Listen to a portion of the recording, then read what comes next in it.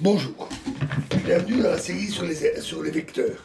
Alors nous allons maintenant parler du tenseur de vitesse de rotation instantanée et considérons donc un solide avec un point fixe O auquel on attache un référentiel OX1, X2, X3 dont les vecteurs de base sont notés E1, E2, E3. Et bien sûr, ces vecteurs sont fixes par rapport au solide. Étudions le mouvement de rotation du solide autour d'un axe instantané de rotation passant par le point O dans un trièdre fixe de référence OUVW. En fait, nous n'en aurons pas réellement besoin.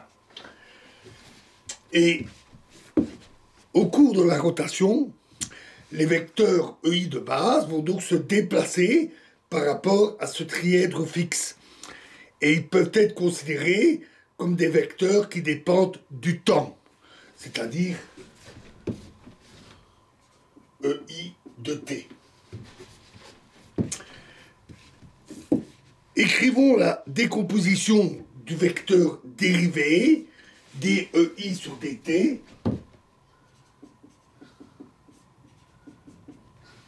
par rapport à la base de vecteur EJ. Donc, on va avoir dEI sur dt égale oméga ij EJ, où les oméga ij sont certains coefficients qui décrivent ces dérivés.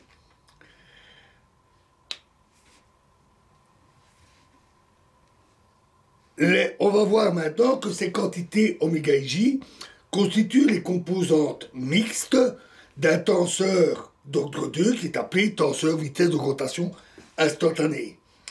Pour cela, considérons le changement de base EI égale A'KI K et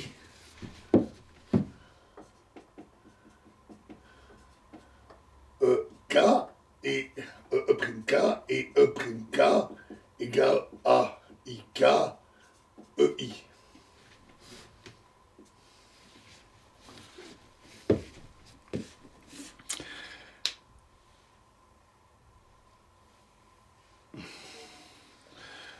Les nouvelles quantités oméga, après le changement de base, oméga ij'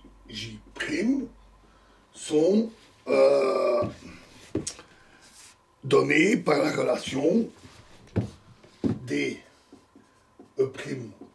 sur dt égale oméga jk oméga prime E'K.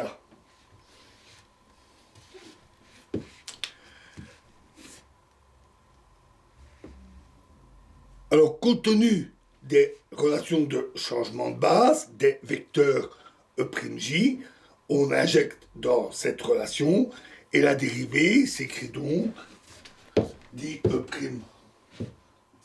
c'est dE'J sur dt est égal à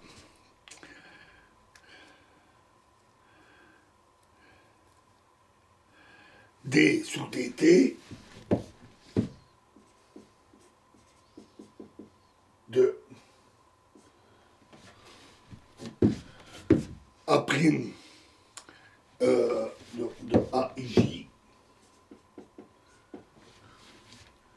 fois EI, c'est encore AIJ fois dEI sur dt. En effet, la dérivation par rapport au temps ne porte pas sur les paramètres AIJ du changement de base, puisque ces derniers ne dépendent pas du temps. On choisit un changement de base bien précis par rapport au solide. On a donc que oméga prime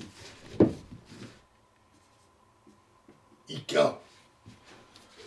fois Ek est égal à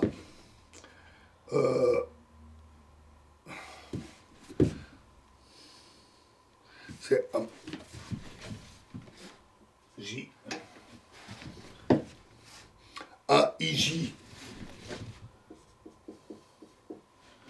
fois DEI sur DT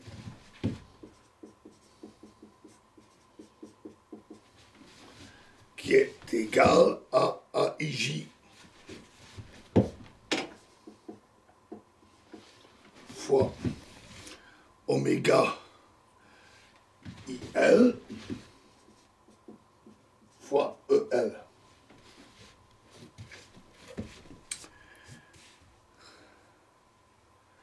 Qui est encore égal à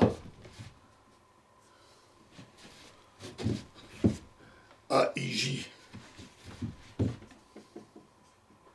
oméga IL fois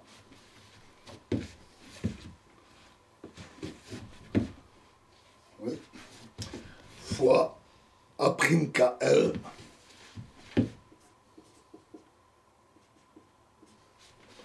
fois Ek.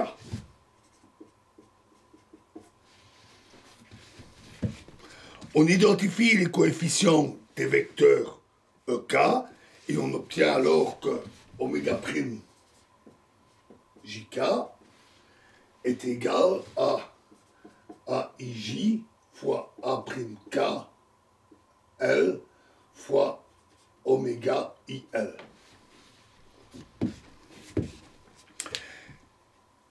Les quantités oméga IJ se transforment donc comme les composantes mixtes d'un tenseur d'ordre 2 selon la formule de changement de base qu'on avait vue. Ils constituent donc les composantes du tenseur de rotation instantanée du solide. La position d'un point M de coordonnées x1, x2, x3 peut être repérée par un vecteur OM égale xi, ei de coordonnées xi fixes, puisque c'est par rapport au solide. Fixe dans le référentiel au x1, x2, x3. La vitesse v de ce point M par rapport au trièdre fixe s'écrit alors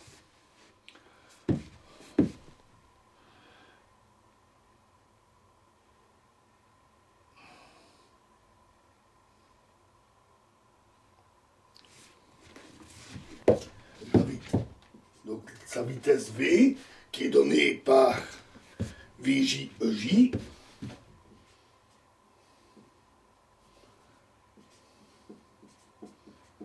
est égale à la dérivée de ce vecteur dOm sur dt qui est égal à dxi ei sur dt ou encore, puisque les xi sont fixes, xi dei sur dt, et ce dernier est donné plus haut, donc égal xi fois oméga ij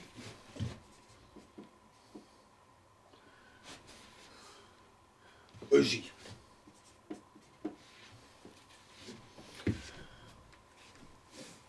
Les composantes, en identifiant les composantes du vecteur, des vecteurs EJ, on fait toujours ces identifications, hein, puisqu'une décomposition sur une base est unique.